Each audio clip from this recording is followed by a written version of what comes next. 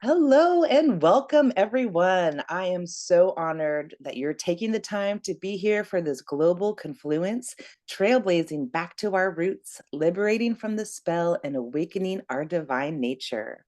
We are gathering around this virtual fire with leaders and visionaries, wisdom keepers, and truth seekers to weave conversations of the mind back into the heart, breaking up the concrete that keeps us away from our sacred connection with the land. And in this fire circle, we will be exploring how others have trailblazed back to their roots, unraveled from the spell, and listened to the sovereignty of our divine selves stir. It is time we awaken from the amnesia and remember. As the acorn knows its destiny, it is time now that we as a human family awaken to the encoding written in our DNA to become like the oak tree.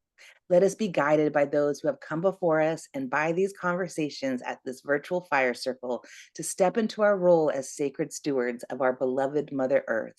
Let's trailblaze back to our roots, one rooted in nature. My name is Lisa Corpla, and I'm your host and fire tender for this event. And I am thrilled to be here today with Darcia Narvaez, a trailblazer back to our roots, one who has brought forth this beautiful message of the evolved nest. Welcome, Darcia. Thank you. I'm so Yeah, glad to be here. yeah, so glad to have you here. And just a little bit to share with the audience about you. Darcia is a professor emerita of psychology at the University of Notre Dame and a fellow of the American Psychological Association, Americans Education Research Association, Association for Psychological Science, and American Association for the Advancement of Science. Born in Minnesota, United States, she grew up living around the world as a bilingual, bicultural Puerto Rican German American who calls Earth her home. Her earlier careers included professional musician, business owner, classroom music teacher, classroom Spanish teacher, and seminarian. Among other endeavors, she uses an interdisciplinary approach to studying evolved morality, child development, and human flourishing. Her most recent books includes Restoring the Kinship Worldview and The Evolved Nest, Nature's Way of Raising Children and Creating Connected Communities. Her book Neurobiology and the Development of Human Morality, Evolution, Culture, and Wisdom won the 2015 William James Book Award from the American Psychological Association and the 2017 Expanded Reason Award. Her recent short films are Breaking the Cycle, The Evolved Nest, and Reimagining Humanity. And she hosts the webpage evolvednest.org and serves as president of kindredworld.org. Wow, wonderful. I'm so excited to dive into this topic about regenerating our humanity through the evolved nest. And if there's really one topic that I think that we can, when we trailblaze back to our roots, really coming back to this evolved nest and the beginning of our human experience is such a powerful teaching that you are bringing forth at this time. So I'm so honored really to have this conversation and to dive in. What is the evolved nest? And tell the audience about this. Well, the evolved nest is what every animal has. Ours is particularly intensive, but it's intended to match up with the maturational schedule of the young and provide optimal development, then to foster optimal, just normal development for that species. And we're kind of unusual in that we look like fetuses of other animals till almost 2 years of age. We can't walk around and feed ourselves like a lot of animals do a couple hours after birth, for example. But there are other things that make us look like fetuses. So we really need an external womb experience in early life. So our needs met immediately to keep the biochemistry in a positive state so that it's oriented to growth and all the different systems that have their scheduled kind of times to develop and not distress a young child. So what does that look like? Well, the first two elements of nine of the components we look at in our lab are just for young kids. The rest of the components of the evolved nest are for all of us throughout life to maintain our humanity, our compassionate, centered way of being on earth.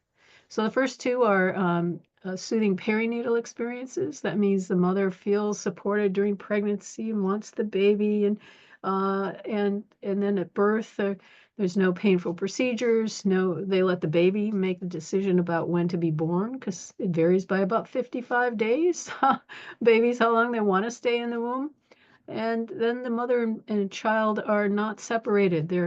They have their hormones all flowing back and forth for a naturalistic birth, and they need to have skin-to-skin contact afterwards to bring all that energizing stuff down and then bond. There's just deep bonding that happens. The bodies are ready to, meld together for life. Medicalized birth interferes with all this. Yeah, And pain, also yeah. thinking about too, like, a lot of times women say in pregnancy, that we actually should have that fourth term, right? Yeah. That really is after the baby is born, that you are really still moving through this kind of pregnancy experience.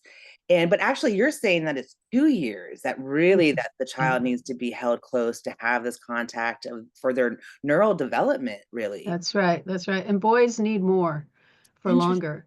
So they have less built-in resilience. They mature more slowly, and it's by 2 years, all the way up to like age 28 or 30 when we become adults, according to the neuroscientists. So boys need a lot more nurturing, a lot of more of the nest as they go along, and they're more easily toxically stressed from social shaming, for example. So you don't want to shame or humiliate a boy because then it just kind of reorders their orientation to avoiding that over anything else, So anyway, so then soothing perinatal experiences are all about those things. The next one that's just for the young is breastfeeding. Every animal's milk is different. We're mammals. Mammals means we give breast milk. Our milk is thin, and so it has to be ingested frequently, and it's designed to really build a very intelligent brain and body. And so because we're so immature again, our length usually of breastfeeding if we look at the ancestral context where people actually provide the evolved nest and have for tens of thousands of years, the same kind of culture.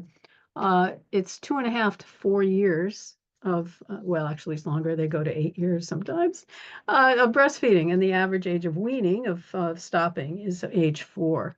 Now you wonder, oh my God, everyone in the Western world's going, and you wonder why. It's because the immune system takes, about 5 years to develop to adult levels, and the breast milk is providing antibodies for any infectious agent in the area.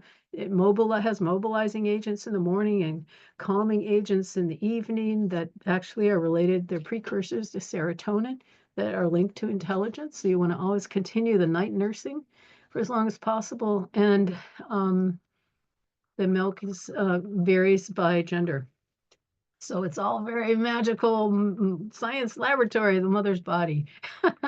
So Yeah, those are I've the first also two. heard about how like the milk it will fine tune for like an experience if there's some kind of sickness going on, that the mother tree would send out these different chemicals into the soil to kind of get the terpenes to allow the other trees to kind of activate. There's some kind of beetle attacking. So that same kind of awareness and intelligence is in mother's milk, in how That's right. she's dealing with microbes in the environment and how to create resiliency. So that like Yeah. information through the immune system through the milk is Yeah. so informative. So Yeah. that's why the baby's saliva is giving the indicator to the mom's breast, right? So that's why you want to have the baby on breast, not through bottle milk, bottle feeding only, right? And also breastfeeding actually shapes the jaw properly so that you don't have sleep problems later, you don't have orthodontic problems later. Unfortunately, we haven't been breastfeeding very much, and so we have all these problems now in adults. And they can see the skull differences over several hundred years from before industrialization when women breastfed more longer and then post. And you can see the jaws have shifted down to be quite inappropriate for all the teeth and the tongue. So anyway, those are the first two. Then the next ones are for everybody. So welcoming social climate, environment. You feel like you matter, you're wanted, you belong, you have something to contribute, you're just part of a community. So you want to always, for example, take the baby into the community, not isolate them at all. You're always with others. So you always have a sense of connection, never disconnection, never forced isolation. That changes the trajectory for development into, this us against them, dualism, all the stuff that we complain about in the Western worldview that is so harmful. And you treat nature that way as well. So if you're treated as a separate object, you're going to treat others that way. So whatever the baby experiences is really what the baby becomes. So you want to treat babies with lots of empathy, compassion, and kindness. So that's a welcoming environment. Then there's affectionate touch. We all need that. Babies, especially because they're growing their systems. They need to be right on mom or dad or the caregiver to learn how to breathe, how to regulate all sorts of systems for health. Um, and the vagus nerve, for example, oxytocin system, all sorts of things. And no negative touch, because negative touch, again, shifts the trajectory. Babies have, and children have an internal compass towards health and well-being and connection. And when you interfere with that by punishing them, by leaving them alone to cry or leaving them alone to sleep, you're now shifting the trajectory. You're breaking that compass. They've now then learned distrust of their own signals because no one's paying attention to them. Okay, I'm going to shut those down. And you don't trust the relationships. Boy, well, they're very unreliable. And you don't trust the world. So you've already now, when you mistreat a baby, you undercare for them. That means lack of evolved nest components. You're now making all sorts of problems for them and for us because they feel, like they don't matter, and they're going to treat everyone that way too, unless there's healing, of course. Now, one of the great healing experiences, if parents have kind of gone off and followed bad advisors who say, oh, yes, don't pick the baby up, you'll spoil them, or, oh, babies can't cry, that's just what they do, just leave them alone. If you follow that advice, the best healing practices are not only touch and cuddling and as much as you can, but play, self-directed free play. So with others, where you're dancing, you're playing tag or chase, you're wrestling, you're doing things in a way that's you have to react appropriately to your playmate, or the playmate will stop playing with you. And so it keeps you in the present moment. It helps you grow this social intelligence, emotional intelligence, your sense of empathy and connection. So I always recommend that for adults who say, well, I didn't have the nest, what do I do? I say, go find a child 0 to 7 and play with them as much as you can, because they will, keep you in the present moment. Babies are here like little Buddhas, right? They come in and they look you in the eye, and a naturalistic birth, they're ready to look at you right after birth. And it's like, and you're there, your presence, right? It's so spiritually enriching, as long as you haven't, there's not been trauma at birth and all that. Another one then is multiple nurturers. We all need nurture. We all need mentors. We have all these phases of life we go through. And for babyhood, there's such intense needs in a baby, right? They need to be physically with people, on people, 24/7. Whew, that's not intended to be just for mom to do, or mom and dad even. It's a community. It's the village. We evolved to raise our children together, not isolated women and mothers in a household alone. This is kind of craziness for our species.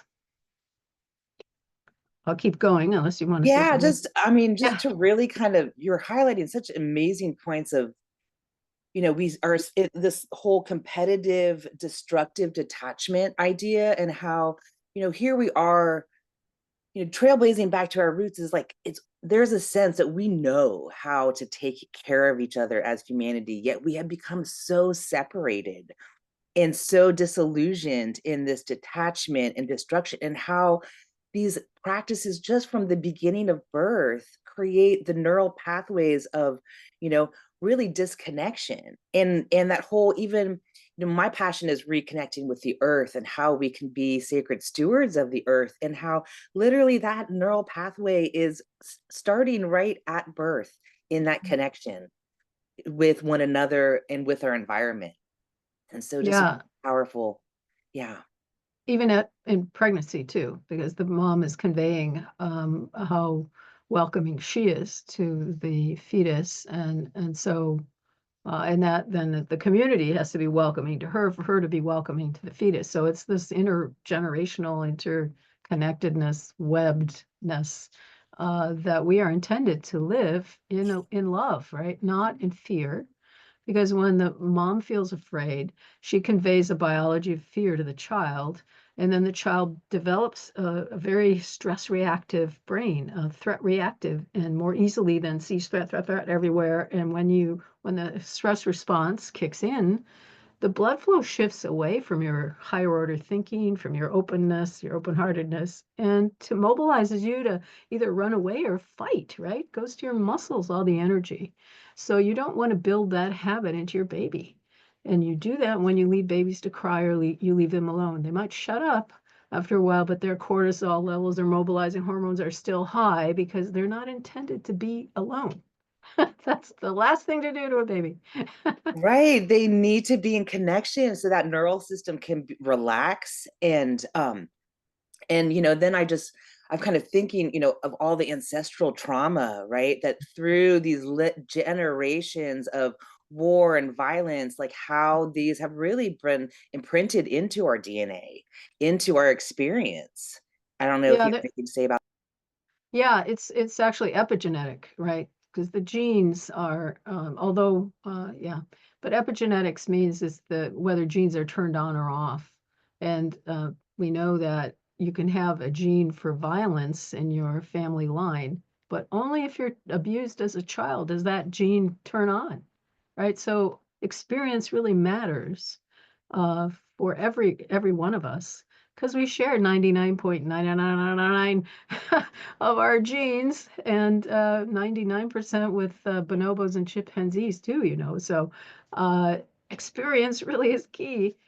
Um, yeah, so you can epigenetically things are happening to the baby based on experience and whether their genes are turning on or off, but then the baby can also inherit their parents or grandparents' stress or anxiety that they experienced. That's why the intergenerational effects here of the nestedness or unnestedness, as you're pointing out, are really key to understand. So then another one is responsive relationships in general. So we all need to be listened to. We all need to feel like we have a friends, multiple friends, hopefully, that we learn to listen to and we forgive and love and interact and have playmates, right? And then two more. One is nature, immersion, and connection. And that's where we connect with the natural world from babyhood on, where we are introduced to the natural world in a positive way. We're taken out, and the baby sits on the grass and is left to perceive the butterflies, the birds, the animals, and not interfered with statements like "Oh, that's dirty" or "Oh, be careful" and all that. That just again changes the trajectory of the child's development. You want the child to put themselves fully into their experiences because that's how they learn, that's how they develop their uniqueness, their unique spirit. And once you start to warn them off, they shift orientation again to, oh, does mom approve, right? Or dad approve? Or maybe I can't do that. And they start to self-censor. And then you become caught in the trap of not being yourself. So it can start way in the beginning, right? So you want to honor, respect the dignity of that child and that unique pathway they have, which is hard for adults today. We're also anxious from all the media that tells us there are kidnappers on every corner or, whatever it is. And so adults have a hard time settling down themselves so that they can actually be open to the baby or the young child's development. The last one is restorative healing practices. So we can see in our ancestral context, like the San people in Africa, They, when they're asked, well, how often do you have a healing ceremony, where they dance and sing and drum and there's laying on of hands, they say, oh, maybe once a week, unless there's grieving to do, then every day. And what happens in these community celebrations or healing ceremonies is they get back in balance, right? Because we all get out of balance physically, mentally, relationally with the natural world too. And we got to get back connected to cosmos, back to connected to earth. So those are the 9: soothing perinatal experiences, breastfeeding, welcoming social climate, self-directed play, social play, multiple nurturers, responsive relationships. I forgot the affectionate touch, and then nature immersion connection and restorative healing practices. Those are the things that we've examined and written about in our lab. So, what are you seeing? I mean, this modern world, there's so many of those pieces that are missing. And, we have this separation, right? The cry it out, time that we just put the babies away and they cry it out during the night. Or now we have the electronic babysitter that is basically, interrupting this human experience. So, what are you noticing? Like, really, because I think your work has really tapped into a lot of information that is, um, you know, being brought forth because of the lack of this evolved nest that we're seeing. Yeah. And we have epidemics of loneliness at every age level, at every, I guess, across countries also, in part because the globalization of capitalism and, just thinking about work most of the time and being in debt and not being able to get out. So you have to focus on work. That's just misdirecting everyone's attention. So we're like in this crisis mode all the time. And when you're in crisis mode, again, that's like stress reactivity, right? You're not going to think very open-heartedly or open-mindedly. And so we've spread that everywhere as the norm. People think it's normal for humans to be self-centered and aggressive, and no, it isn't. That's not us. We are not that way. If you know San Bushman culture, hunter-gatherer culture, we we evolved to be very social, to read minds, to be connected in empathic ways, to enhance the well-being of others. That's how we survived. That's how we came to be ourselves. Our ancestors were like that, our deep ancestors. So, yeah, we've got loneliness, we've got ACEs, the adverse childhood experiences that are epidemic as well. They don't look at this, those questions are about with someone physically abusive or someone in prison or drug user or whatever in your family. They don't ask about baby ACEs. Baby ACEs is key, right? So if you are left alone as a baby, we know now that your biology, well, there's one study that looked at, asked moms to keep diaries of what they were doing with the baby. And when those babies that got more touch, were less aged in their bodies, right? Because you grow old, your body gets old faster.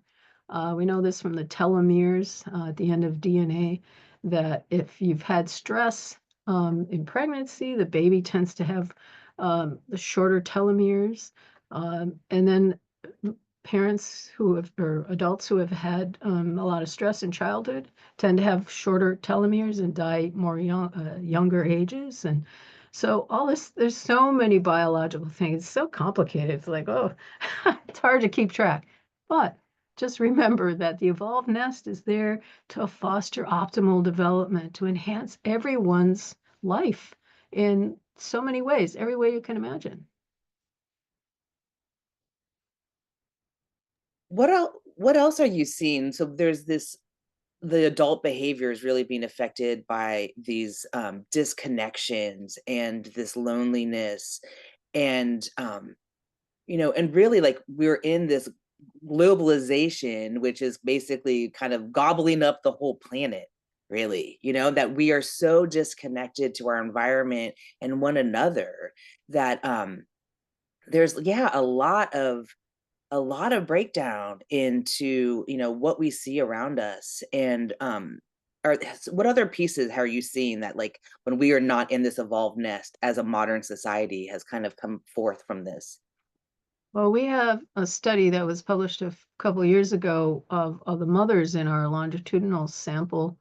Um, we looked at their vagus nerve function, their vagal tone, which is related to the vagus nerve is the 10th cranial nerve, and it's related, it innervates all the major systems of the body. So it's if it's not established well in early childhood, you can have breathing problems, heart problems, brain problems, digestive problems, because it's got a sensitive period for its development.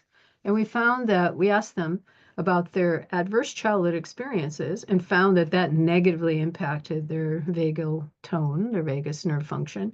But we also asked them about their evolved nest experiences, and the evolved nest experiences buffered the negative effects of ACEs on their vagus nerve. So that's a physiological evidence, right, for the importance of evolved nest.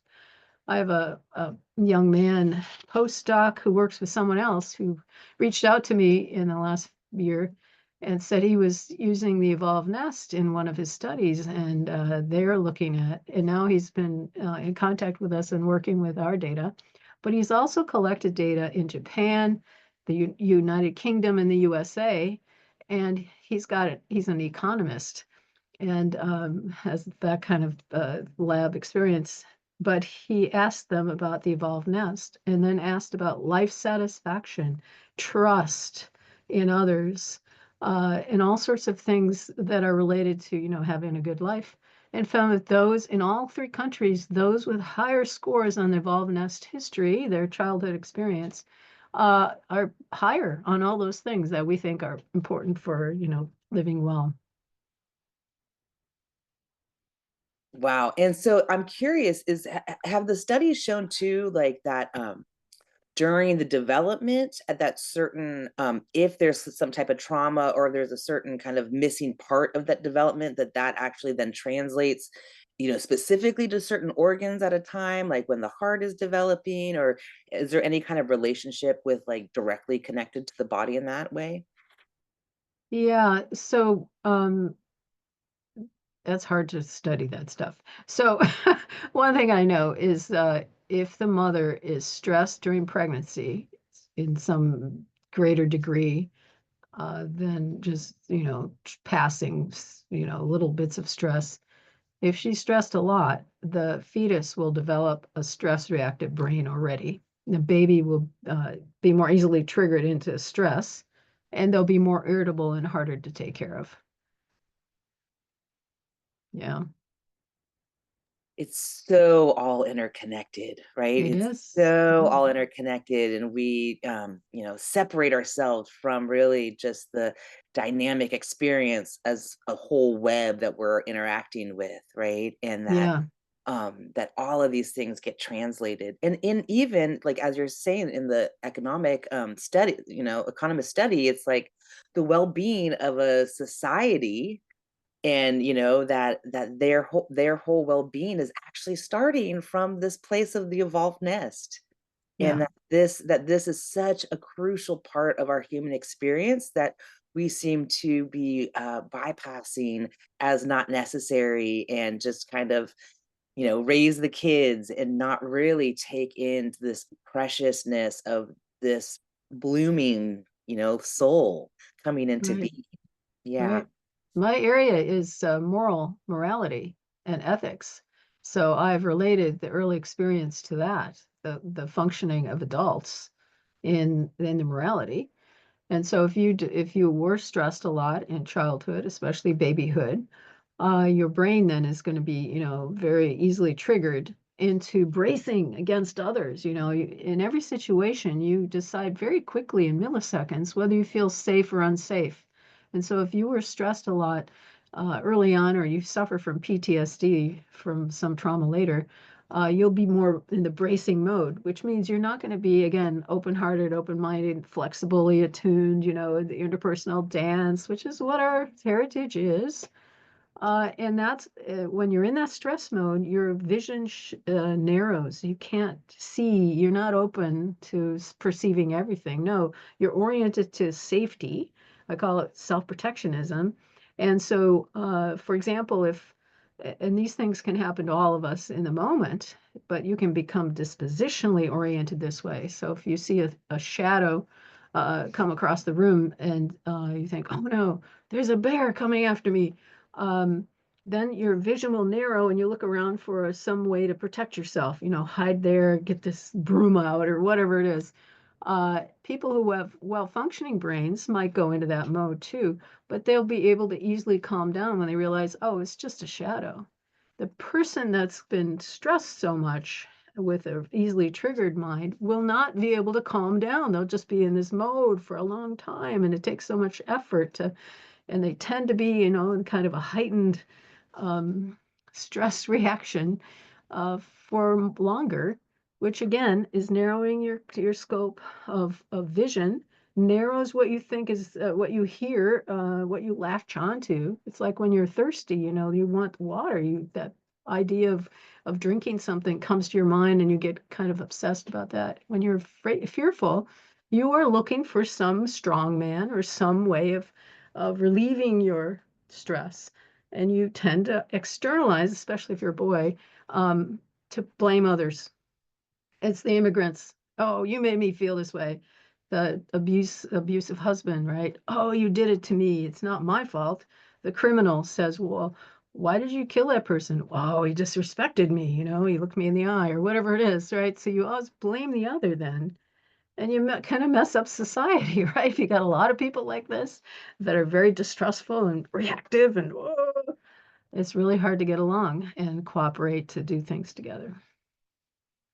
Yeah, what I'm hearing too is like this external projection then is happening because this neural pathway hasn't really built the resilience of internal introspection and redirection in this collective society who's helping like temper those behaviors that we are all that the problems outside of us, and so we don't actually take any agency into reforming our own behaviors in connection with ourselves. Yeah, Yeah. and in part that happens because you just didn't develop the social and emotional intelligence and know-how to get along with other people other than dominance or submission. That's all you have. That's our primate brains. We're born with that survival systems. So they keep us alive. But our humanity is shaped after birth from experience of having empathic care. And we develop our own empathic orientation to life. And we develop, oh, this is how you do this in this situation. And you learn just from immersion. Well, people who are left alone, left in front of a screen, left to cry, they miss all that. And so well, they don't know what to do. They have to rely on the survival systems, and it's dominance or submission if they're too big, bigger than you. And so you're developing authoritarians essentially because they are oriented to having a strong person or I'm dominant, right? And you guys submit to me. So it's just this black and white thinking, black and white being that we now are seeding all of the planet because of the way we undercare for our young, especially our babies. Wow, that's just, yeah, that's so powerful. And really, this dominator consciousness, right, is separating us. And it's the survival of the fittest, is this dog eat dog kind of world where actually we are so much more cooperative and connected and symbiotic in our Yeah. survival, right? But yeah, this is Mhm. something that has been kind of squashed out of us in many many Mhm. layers, and just really that beautiful like, so what is the deep nestedness that actually Uh, creates that like that space for us to grow as a human? yeah. So deep nestedness involves this developmental nest I mentioned with the 9 components that we all need pretty much throughout life and affects or is affected by the stories we tell and the way we structure our institutions, how well we can do that. So, in a society that's oriented to maternal health, and child health, you're going to have institutions that support that, right? And the stories then are about the narratives in the culture are how important that is. Children are the center of the community. This is a Native American traditional perspective, and you honor that child. You don't spank them. You don't, interfere with a spirit that's growing in them, or you do damage. Uh, and but of course we come from a European Enlightenment culture and the religious kind of selection of which kind of stories they picked out from the early Christian church. There are many kinds of Christian churches early on, and they picked the one that was patriarchal, the one that where the patriarchs then decided original sin, yes, you're born that way, and the babies are evil, da da da. So you got that story going on that shapes the structures that are then not responsive to and not supportive of well-being in mothers or children, and then you have the parents who can't provide that nurturing they would instinctively want to provide. So that's all the developmental nestedness. But there's two other kinds of nestedness in deep nestedness. One is, um, well, horizontal. It's also, I'm now starting to call it communal nestedness, which is you honor the ancestors, which would be for you this way, the ancestral wisdom, which is the evolved nest is part of that. But it's also the ancestors, all the animals are our ancestors too, because they've been around longer than us, the species, the plants, the the rivers, the mountains, everyone, the whole earth is our ancestor, really. And then you also honor future generations, and that means you live in such a way that they will be able to thrive too. Now, this is what Maslow kind of confused. He got the idea of self-actualization from the Blackfoot Nation, but in the Blackfoot Nation, you self-actualize the child. The child is the beginning. You provide everything, all his needs, all needs for that child, helps the child self-actualize, open up their heart, their spirit, their uniqueness. Why? So that the community can self-actualize. And why? So that there's cultural perpetuity into the future generations, right? So he kind of got everything upside down and made it individualistic, right? Self-actualization, but no, it's communal. So communal nestedness is that. And then there's what I call the vertical nestedness or the cosmic nestedness. And that is where you learn, you feel, and children know this.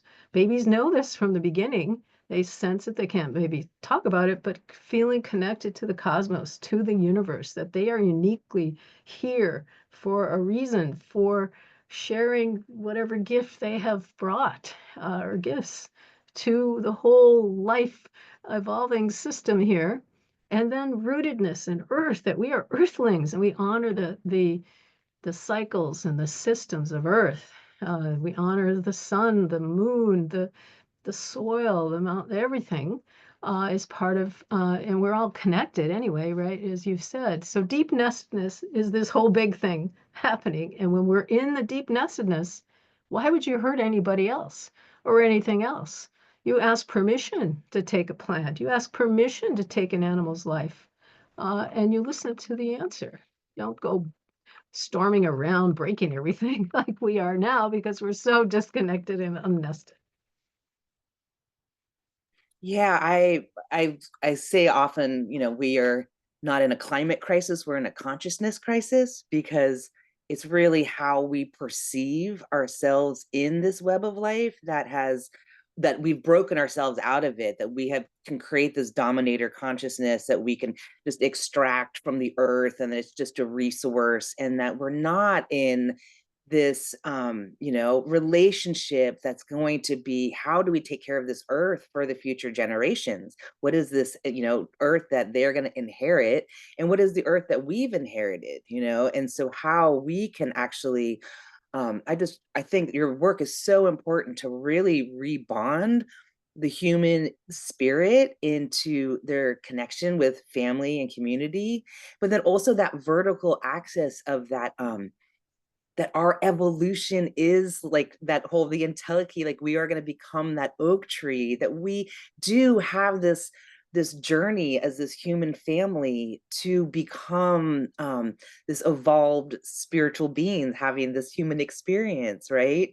And so yet we are so discombobulated and divided and individuated to the point that, we found ourselves 6 feet apart on the planet, that everything was separated. And so here, like, to witness that experience is us so separated, and like the balm that brings us back together is this journey of deep-seated nestedness. Yes, yes. And the Yeah. other thing is, it's consciousness is important, but that's not enough, you know. You have to have some know-how. We've not trained ourselves or our kids to know how to live well on Earth in a respectful, responsible way. To find, to forage, to hunt respectfully, to not pollute and not harm. And so we have to get back to some know-how as well. And the traditional ecological knowledge is there among our indigenous or First Nation brothers and sisters, and we need to ask them. Hopefully, they'll help us after being damaged so long and so terribly to help us learn that. Although I'm thinking of a elder who was the last speaker of her language. I think this is in California. I forget which language it was, and she was asked, well, aren't you sad that you're the last speaker? And she said, oh no, listen to the land. The land will teach you. So what we need to do is learn to listen to nature, right? And nature will guide us back. We need, as quickly as possible. I think the Native Americans and the First Nation folks have much more wisdom that they can share with us. And so the worldview is really important, the consciousness part. And so we have an indigenous worldview or kinship worldview .org. I think it's worldviewliteracy.org, where you can contrast the dominant worldview with the kinship or indigenous worldview. That's really important to start to shift over into the indigenous perspective. So that's really important. But that traditional ecological knowledge, which only comes about from living in a particular place, learning the language the land teaches you there, is really important, that we have to honor and support our Native brothers and sisters who still have that knowledge, and that however we can do, whatever we can do to honor their wisdom is really important today.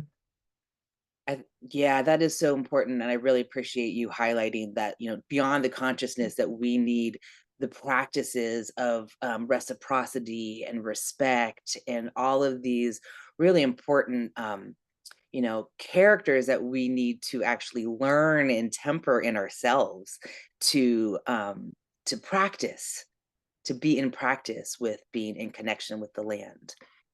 And yeah, and it is so important to really illuminate these teachings of the people who have the closest lineage, to the land, who still hold these indigenous teachings, that at this time, is so important that this Western mind reconnect with the heart, right? Reconnect with the heart of being on this planet and being in relationship with the earth.